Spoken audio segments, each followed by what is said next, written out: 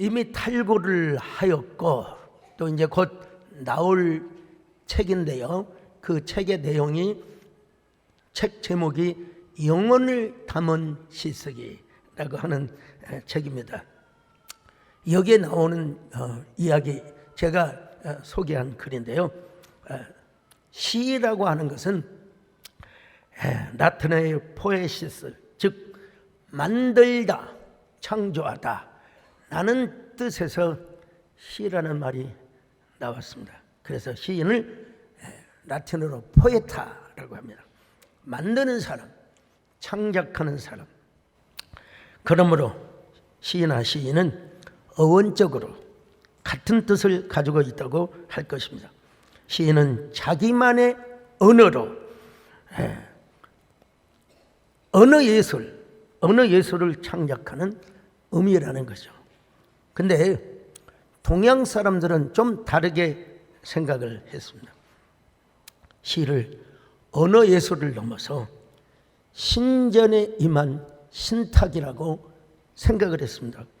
그래서 시라는 글자를 한문으로 보면 말씀언 변에 절사. 사실은 우리나라에서 절사로 바뀌었지만 중국에서는 관청시로 쓰여졌습니다. 우리 전문가도 계시겠죠. 관청에서는 뭘 합니까? 왕과 재상들이 모여서 백성을 다스리는 곳이었어요. 그때는 땅의 왕을 하제라고 부르고 하늘의 왕을 상제라고 불러요. 그래서 옛날에 옥황상제 이런 말이 나오잖아요. 그런데 이 땅에서 통치하는 하제는 상제의 뜻을 잘 받들어서 백성을 섬기는 게 진정한 하제라고 생각했어. 근데 이 땅의 하제가 하늘의 상제의 말씀을 받는 바로 그것을 시라고 생각을 했어. 그러니까 시의 원래의 뜻은 상제의 말씀을 모시는 신전, 기독교적으로 표현하면 하나님의 말씀을 모시는 성전이라는 의미죠. 자, 그런데 후대에 와서 왕들이 마음에 욕심이 끼고 그리고 정욕이 끼어가지고 우둔하여져 권력욕으로 가득해가지고 그러다 보니까 하늘의 뜻을 분별하지 못하는 거예요. 그래서 육신의 욕망으로 백성을 다스리려는 사교와 사술로, 우리말로 하면 추수를 행하면서 백성들을 통치하다가 권력을 농단하게 되는 거예요. 바로 그때 신탁을 받아서 왕에게 하늘의 뜻을 전달하고 하나님의 말씀을 전해주는 사람이 생겨났으니 바로 그가 시인이었다는 것입니다. 시인이었다는 거예요. 다시 말하면 왕이 하나님의 말씀이나 뜻대로 통치를 하고 정치를 하도록 견제 장치를 그리고 조언을 전달해 주는 사람을 뭐라고 했냐? 동양에서 시인이라고 그렇게 얘기했다는 것입니다. 그러나 근본적으로 진짜 시의 의미와 기원은 성경에 있다고 해야 할 것입니다. 에베소서 2장 10절입니다. 시작. 우리는 그가 만드신 바라. 우리는 그가 만드신 바라. 이것이 헬라어 원어로 포이에마. 여러분 여기서 영어의 포엠이 나왔다는 사실을 아셔야 됩니다. 그러니까 하나님께서 나를 나만의 위대한 명시, 즉 나만의 걸작품으로 만들어 주셨다는 것입니다. 시와 시인도 마찬가지입니다. 시인도 자기만의 언어로 전혀 새로운 창의적 걸작품을 쓰는 것이 시입니다. 남의 시를 베껴서 여러분 비슷비슷한 것은 다 여러분 같잖아요. 나만의 언어와 창작의 워딩을 함으로써 그것이 이미지화되고 또 낯설게 하는 표현 등을 통해서 한 폭의 그림처럼 단장이 되어 있는 것이 진정한 시라고 할 수 있죠. 예수님이 가르치신 산상보훈을 보면 마음이 청결한 자가 복이 있느냐, 그가 하나님을 볼 것이며, 갑바도기아의 유명한 교부였던 니사의 그레고리라고 하는 이 사람은 이 청결한 마음이 뭐냐, 에덴 동산에서 창조되었을 때 본래의 마음을 회복하는 것입니다. 그 마음을 회복하면 모든 자연과 교감이 가능하게 되고 저절로 아름다운 시가 나오고 아름다운 노래가 나오게 된다는 거예요. 여러분, 시도 순수한 마음이 있을 때 거기서 시작이 되는 거죠. 그리움이 있어야죠. 상상력이 있어야죠. 간절함, 이미지, 함축, 은유, 은닉, 낯설게 하게 등의 모든 표현을 다 동원해야 시가 가능한 것입니다. 그런데도 여러분, 시인은 반드시 그 시대의 정신과 혼, 시대 사상을 가교시킬 수 있어야 한다는 것입니다. 다시 말하면 그리움만 되는 것이 아니라 시대의 정신과 사상을 불러일으킬 수 있는 이런 것만이 창작시가 될 수 있다는 거예요. 시가 창의성이 있다면 여러분, 우리의 신앙이겠습니까? 우리의 설교이겠습니까? 늘상 드리는 말씀인데요, 서방교회 그 유명한 교부로 자리매김했던, 그리고 신약 성경을 정경화하는 회의에 주도적으로 그 회의를 이끌어갔던 성 어거스틴이 있어요. 젊은 시절 만이교회에 심취를 해가지고 온갖 쾌락과 방탕한 삶을 살았다고 합니다. 만이교는 페르시아의 만에 의해 시작된 종교인데요, 소위 말하면 영지주의 계통의 종교였습니다. 영은 선하고 육은 낙하다. 이게 사실은 저 플라톤 철학에서부터 여러분 잘못된 것입니다. 영은 선하고 육은 낙하다고 생각하니까 어거스틴이 마음대로 죄를 짓고 연애를 했어요. 그런 아들을 위하여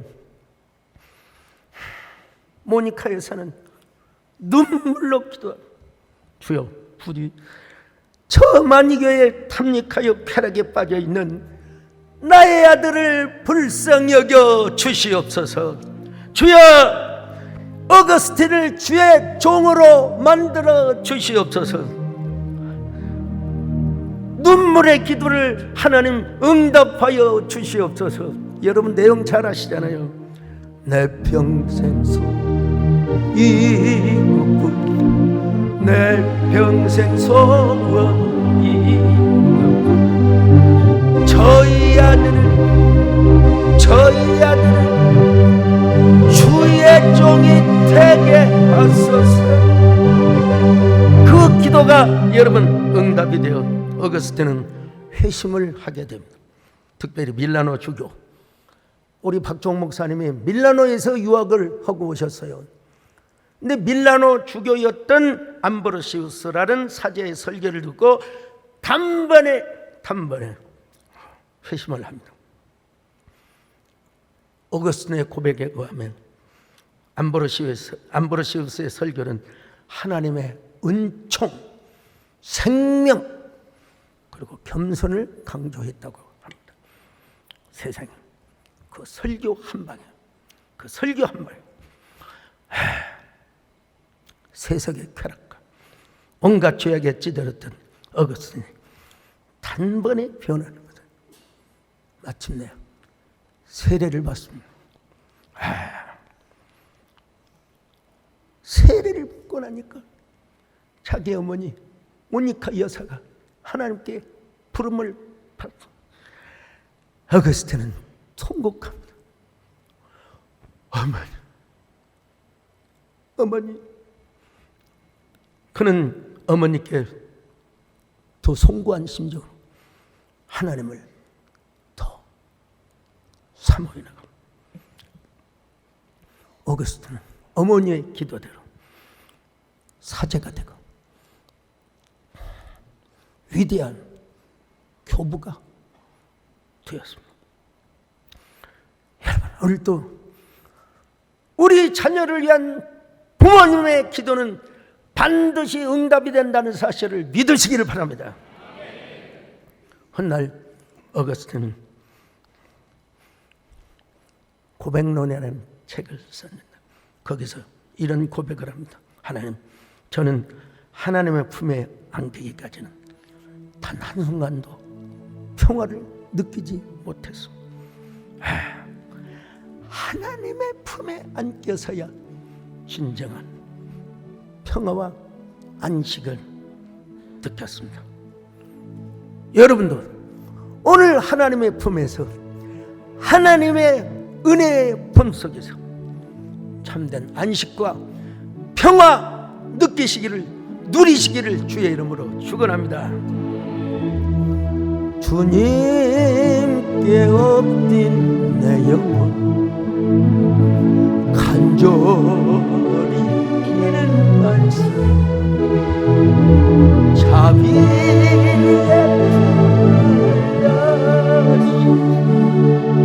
품을 영원한 평화 주소서. 그런 어거스틴은 신공론이라는 책에서 두 가지 도성을 이야기하고 있습니다. 하나는 하나님의 도성이고 또 하나는 세상의 도성이라는. 그리고 그 기원이 어디에 있느냐? 생명나무와 선악과 나무에 있다는 것입니다. 인간의 도성은 인간이 주체가 되는 도성입니다. 이 도성은 하나님의 필요가 없어요. 하나님 없이도 오히려 더 잘 살 수 있어요. 그러나 이 도성은 선악과가 중심이 되어 있는 도성입니다.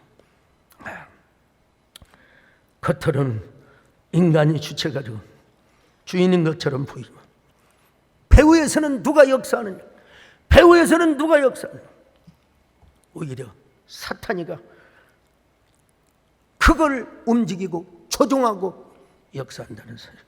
다시 말하면 사탄이가 모든 사람들로 하여금 하나님의 생명보다 선악의 지식을 더 추구하며 살도록 배후에서 유혹했다는 것. 그런데 또 하나의 도성이 있어요. 이 도성은 하나님 없이는 살 수가 없는 도성입니다. 그래서 여기에 사는 사람들은 오직 하나님의 생명을 구하고 오직 하나님의 은혜를 구하며 살아.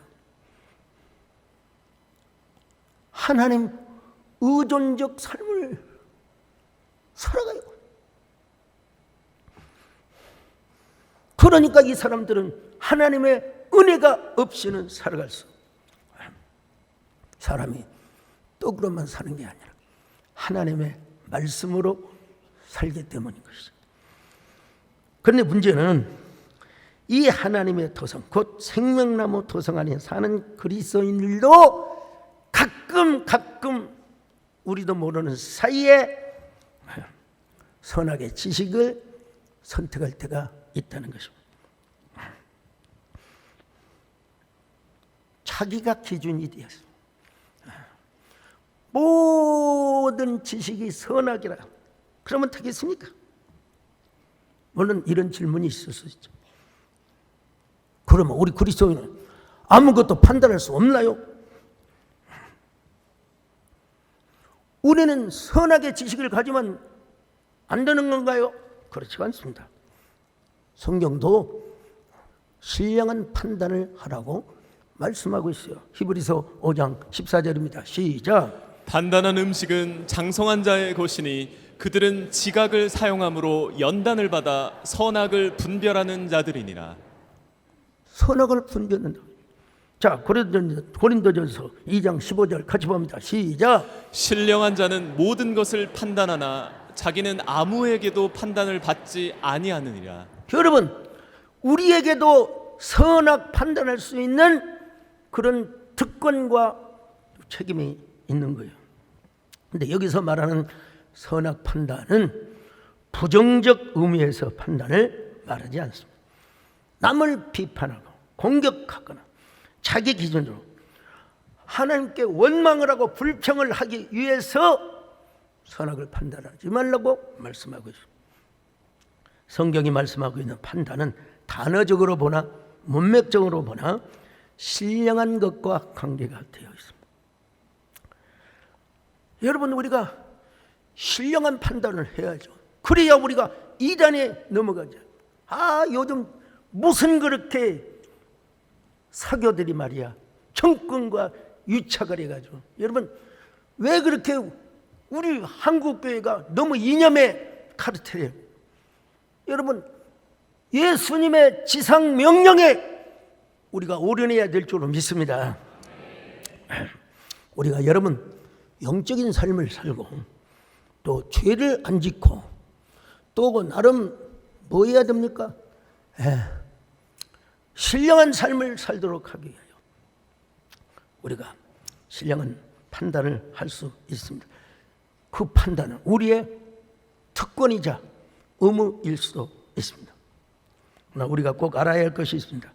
그것은 바로 그 판단마저도 우리 자신이 하는 것이 아니다.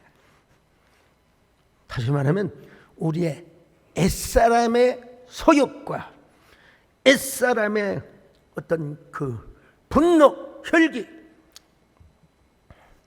이게 아니라 하나님이 주신 지혜와 하나님이 주신 지각을 통해서 예수 그리스도 안에서 우리가 신령한 판단을 할 수 있어야 한다는 것입니다.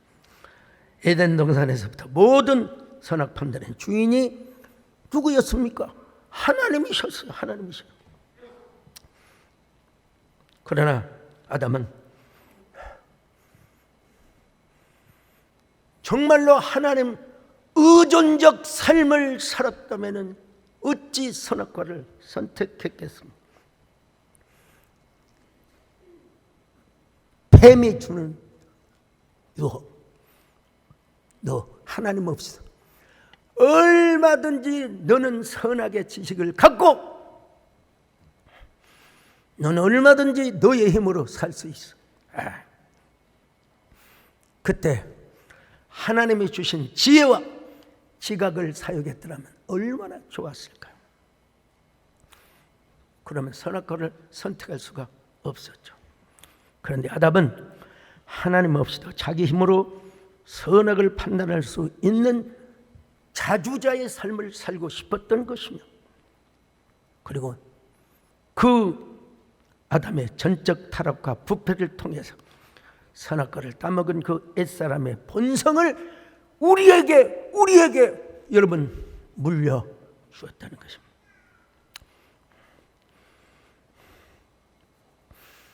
항상 오늘 우리가 삶을 살아가면서 중요한 것은 오늘도 하나님이 나의 삶을 핸들링 하신다. 나의 삶을 이끌어 가신다. 이런 사람은 모든 우리의 삶 속에 삶의 동력뿐만 아니라 판단의 기준도 하나님이 되어 주신다는 사실을 아시기를 바랍니다.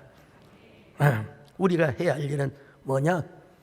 하나님이 주신 지혜, 하나님이 주신 지각을 사용해야 돼. 이것이 바로 여러분 지혜라고 잠언은 말씀하고 있죠. 자, 잠언 3장 18절 같이 봅니다. 시작. 지혜는 그 얻은 자에게 생명나무라. 지혜를 가진 자는 복되도다. 우리 교회는 하나님의 은혜로 단 한 번도 다투거나 싸운 적은 없습니다. 여러분, 야곱이가 야반 도주를 한 적이 있었죠. 인간적으로 경우상 야반 도주할 이유도 없어요. 외삼촌 잘 가겠습니다. 그러면 될 텐데 야반 도주를 하였습니다. 거기에다가 라헬이가 무하게 드라빔이라고 하는 조그마한 우상이 있거든요. 고대 근동에 가족을 보호하는 신이라, 자식을 많이 낳게 하는 신, 드라빔. 예. 라반이가 여러분 야곱을 쫓아옵니다. 그때 뭐라고 하나님이 말씀한 줄 아십니까? 자, 창세기 31장 24절을 봅니다. 시작. 밤에 하나님이 아람 사람 라반에게 현몽하여 이르시되 너는 삼가 야곱에게 선악간에 말하지 말라 하셨더라. 자, 선악간에 판단하지 말아라. 라반에게 사실은 선악간에 판단할 수 있죠. 외삼촌 라반의 입장에서 볼 때는. 더더구나 라헬이가 왜 아버지 드라빔 그걸 왜 훔쳐오냐 이 말이에요. 이건 말도 안 되는 거예요 사실. 그래도 하나님께서 라반에게 너는 선악간에 절대로 야곱을 판단하지 말아라. 모든 판단의 주권이 하나님께 있다는 것. 하나님께 있다는 것. 그러므로 사도 바울은 자기 자신을 판단하는 것도 조심해야 된다는 것. 진정한 판단의 주인이 하나님이라는 거예요. 자, 고린도전서 4장 3절로 5절 같이 봅니다. 시작. 나도 나를 판단하지 아니하노니 내가 자책할 아무것도 깨닫지 못하나 이로 말미암아 의롭다함을 얻지 못하노라. 다만 나를 심판하시리는 주시니라. 그러므로 때가 이르기 전 곧 주께서 오시기까지 아무것도 판단하지 말라. 아무것도 스스로 판단하지 말라. 우리에게 주는 귀한 교훈이죠. 우리는 무엇으로 판단합니까? 하나님의 말씀, 그것도 자기 잣대로가 아니라 하나님의 감동을 따라. 우리가 순간순간마다 생명을 선택하고 은혜를 선택하는 이유가 바로 여기에 있다는 것입니다. 이런 사람에게는 지혜만 생기는 것뿐만 아니라 형통과 소원의 축복이 넘친다는 것. 잠언 13장 12절을 보실까요? 시작. 소망이 더디 이루어지면 그것이 마음을 상하게 하거니와 소원이 이루어지는 것은 곧 생명나무라. 이 생명나무는 구약에서 어떻게 표현하고 있냐? 에츠하하임이라. 영어로 트리 오브 라이프, 생명의 나무란 말이에요. 그러니까 이 나무는 선악의 지식을 얻게 하는 나무와는 반대로 생명을 공급해주고 은혜를 공급해 준단 말이에요. 이 열매를 따먹고 우리 안에 생명이 가득하면 무엇이 선인가 악인가, 여러분 그것부터 가리지 않고, 하나님이 나에게 어떻게 말씀하십니까? 하나님이 나에게 어떻게 운행하고 계신가?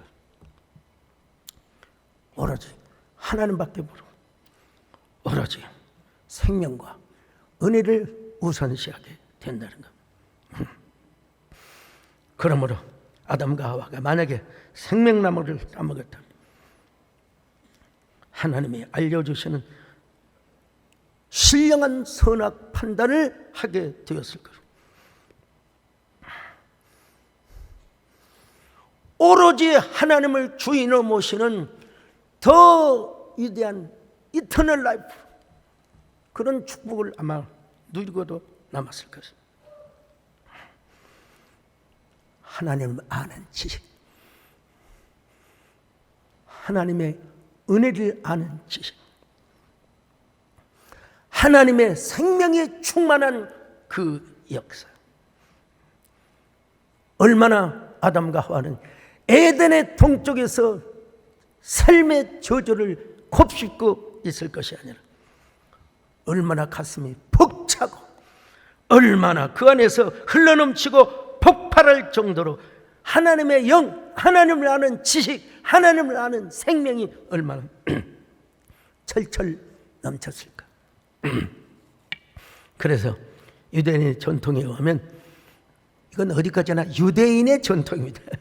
생명나무가 무슨 어떻게 생겼을까? 마치 성료나무라고 주장을 합니다.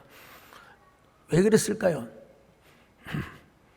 제가 어린 시절에 실제로 우리 집에 성료나무가 있어요. 우리나라의 토종 그 성료나무를 눈을 한번 감아보세요. 눈을 감아보시고, 감으라고도 눈을 안 감은다니까. 자, 감아요. 그리고 성료를 한 주먹 입에다 넣습니다.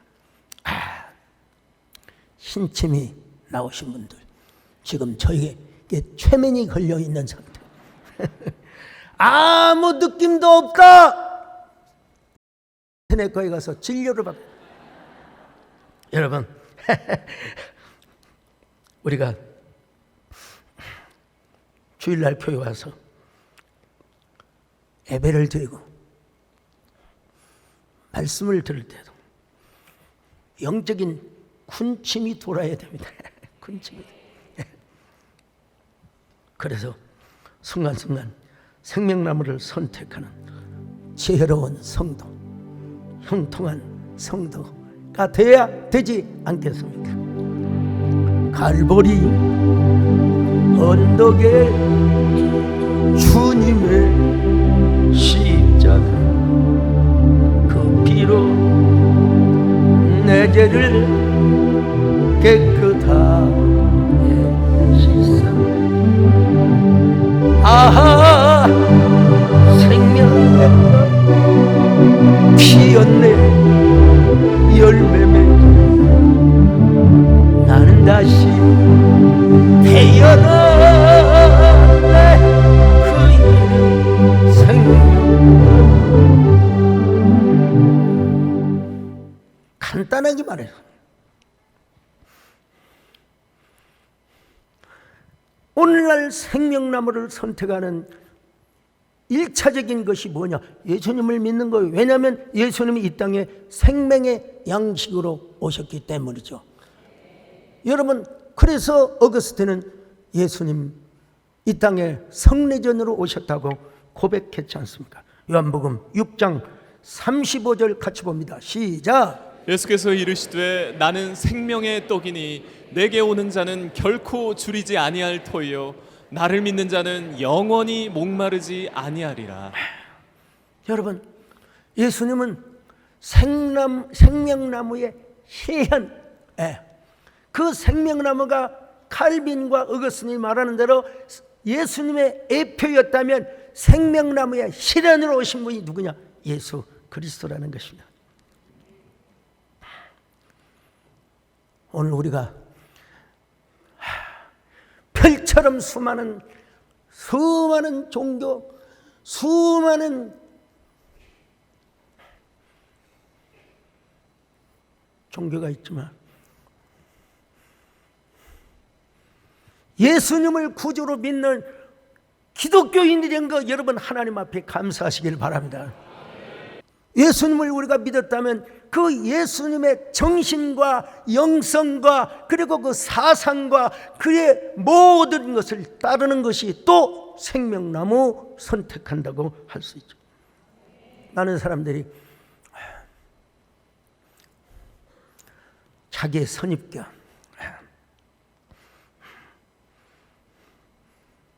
선악 판단을 하면서 살아가려고 하는데요. 우리는 언제나 하나님의 말씀, 하나님의 성령을 추구하고 따릅니다. 그것이 우리의 거룩한 운명이라는 말을 쓰면 안 됩니다. 하나님의 거룩한 섭리요, 하나님의 뜻이요, 하나님의 기쁨이라는 사실을 알아야 돼요.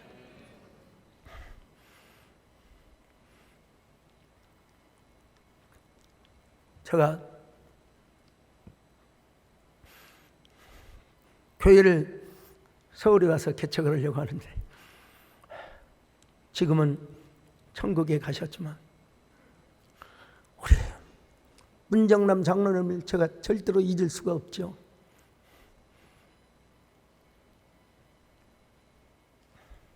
이분은 월남 파병도 다녀왔고 대전 현충원에 국립묘지에 안장이 되어 있는데요.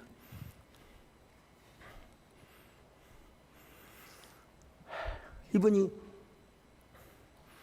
우리 김현숙 권사님 이 방송을 보고 계실지 모르겠습니다.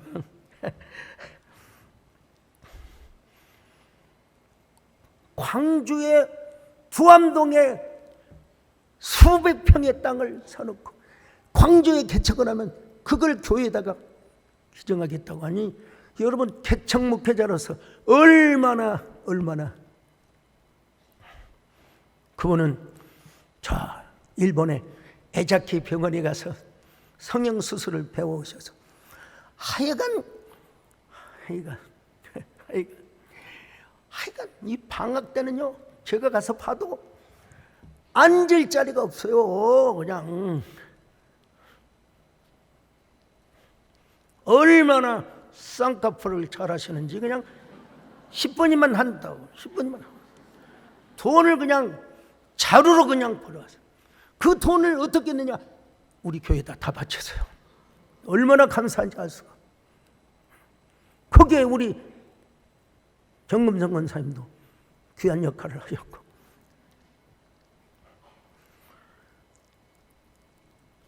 세상에 교회를 전도하기 위해서 저 패밀리타운 가락동에 있잖아요. 그 아파트에 새벽 기도하기 전에 조선일보, 동아일보를 막 제가 아파트마다 다 다니면서 내가 얼마나 여러분 또 글을 잘 썼겠어요. 근데 와가지고 다 시험 들어갔어. 사진으로 볼 때는 인물이 좋았는데 와서 보니까 말이야 키도 별로 안 크고 말이야. 근데 여러분 그렇지만 우리 문장로님과 김현숙 권사님 인물도 보지 않고 키도 보지 않고 매주 토요일 저녁에 와서 우리 교회 출석을 하시고 구미동 성전에 예배당을 짓고 땅을 사는데 엄청난 헌신을 해 주셨어요. 야, 얼마나 먼 거리인데 어떻게 매주 왔다 갔다 하실 수 있었을까? 기쁨으로 오셨어요. 감사함으로 오셨어요. 가락동에 사놓은 건물도 다 우리 교회 짓는 데 바쳤어요. 땅값을 치르는 데 있어서 고비고비 때마다 목사님 돈 필요하세요? 당연히 필요하죠. 그럼 제가 보내겠습니다.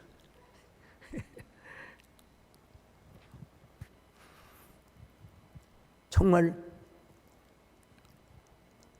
위대한 생명나무를 선택했던 장로님이시죠. 한번 유명한 목사님께 찾아가 봤대요. 소강석 잘하세요? 저 같으면 예 잘합니다. 도대체 소강석 어떤 사람이에요? 그 사람 열심히 있고 참 충성스러운 사람이죠. 그 사람 외모를 보지 마십시오. 대단한 사람입니다. 이렇게 말해줬으면 얼마나 좋았을까요? 난 그 사람 잘 모르요. 잘 모르요. 그 얘기를 나중에 들었어요. 나중에 문장로님한테 나중에 들었어요.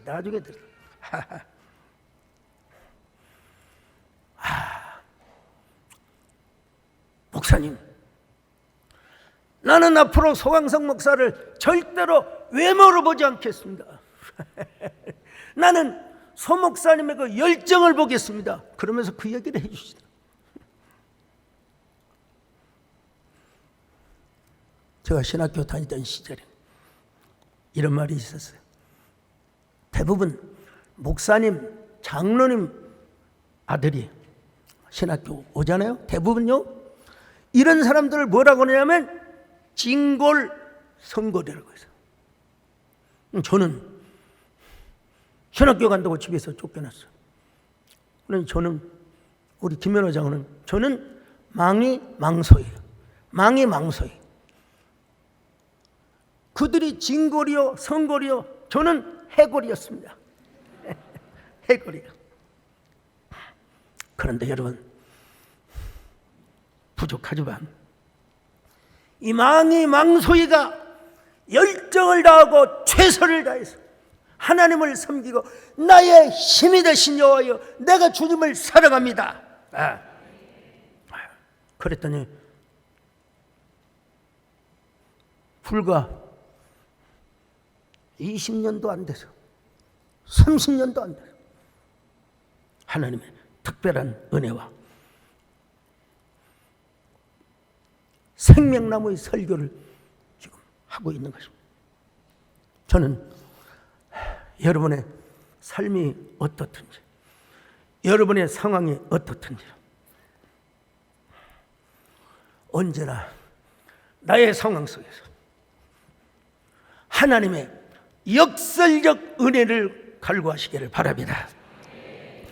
언제나 하나님의 생명, 이걸 선택하고 나서 여러분의 전공 과목, 여러분들의 모든 연구 잘할 수 있기를 바라겠습니다.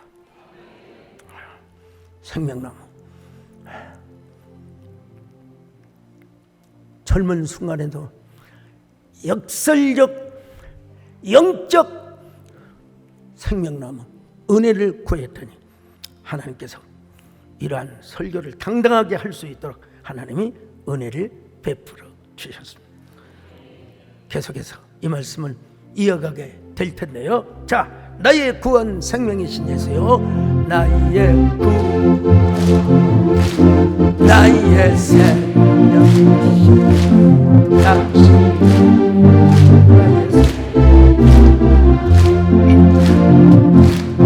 나의 사랑, 나의 소망, 당신, 나의 생. 하나님 감사합니다.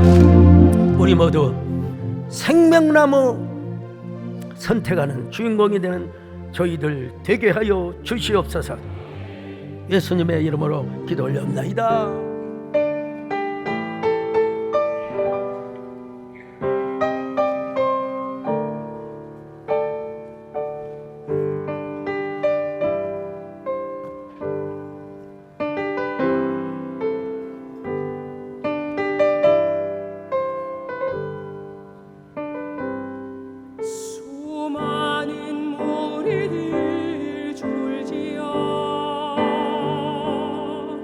그곳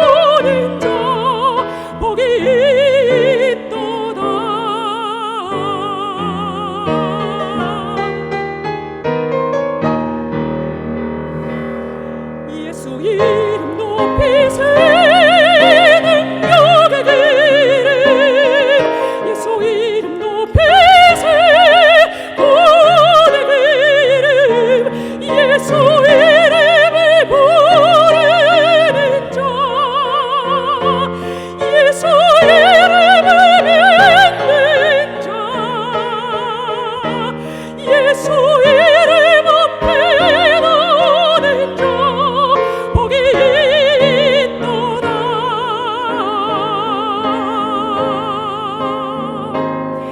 예수 이름 높이세 능력의 그 이름 예수 이름 높이세 구원의 그 이름 예수 이름을 부르는 자 예수 이름을 믿는 자 예수 이름 앞에 나오는 자 복이 있도다.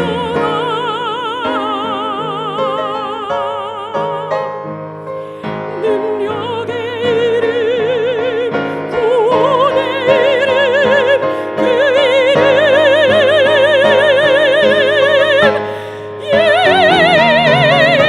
예수.